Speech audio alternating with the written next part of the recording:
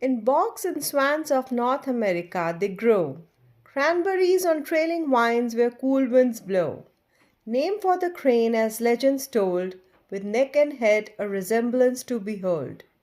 Called bearberries too, for bears would feast, a gift from nature to say the least.